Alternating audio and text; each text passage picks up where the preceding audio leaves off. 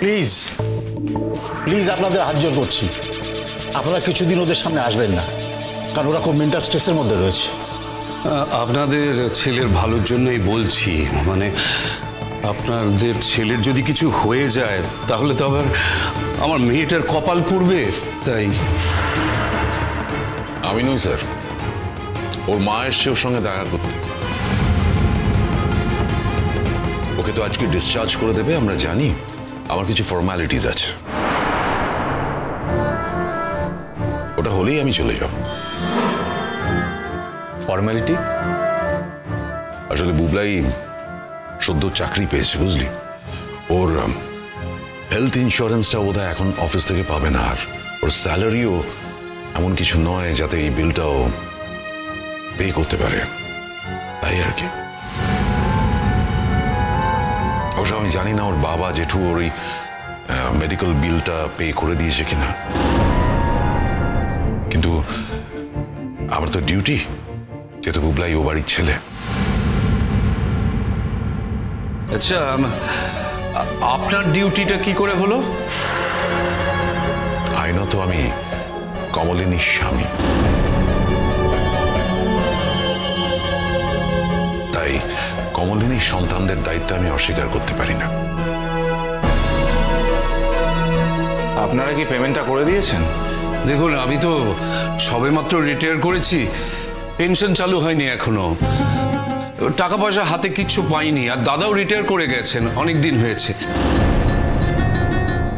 আমরা বিনে পয়সায় বাড়িতে রাখতেও পারবো, খাওয়াতেও পারবো, কিন্তু ক্যাশ টাকা কোত্থেকে পাবো?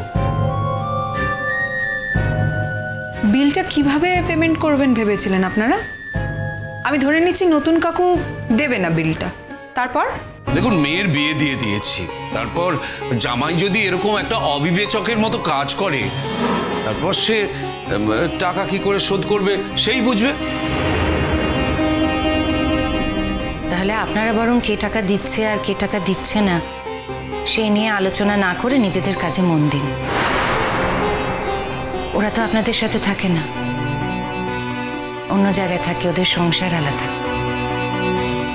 আর আপনাদের সংসারে তো ওরা থাকতেও যাচ্ছে না। তাহলে মানে এই পেমেন্টটা নিয়ে কথা বলার আপনার তো কোনো অধিকারই নেই, আর যদি অধিকার আপনি প্রয়োগ করতে চান তাহলে সেই পেমেন্টটা করে দেখান। আগে দেখি আপনার সেই সামর্থ্য আছে কিনা, তারপর না হয় আপনি এই নিয়ে কথা বলবেন। এনিওয়ে, আমি বিলটা পে করে আসি।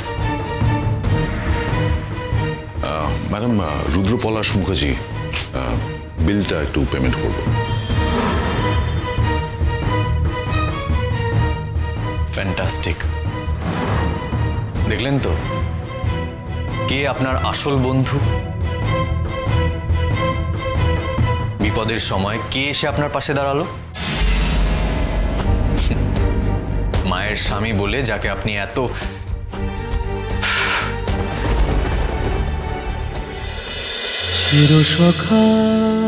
চিরসখা সোম থেকে রবি প্রতিদিন রাত ৯টায় স্টার জলসায় ও জিও হটস্টারে।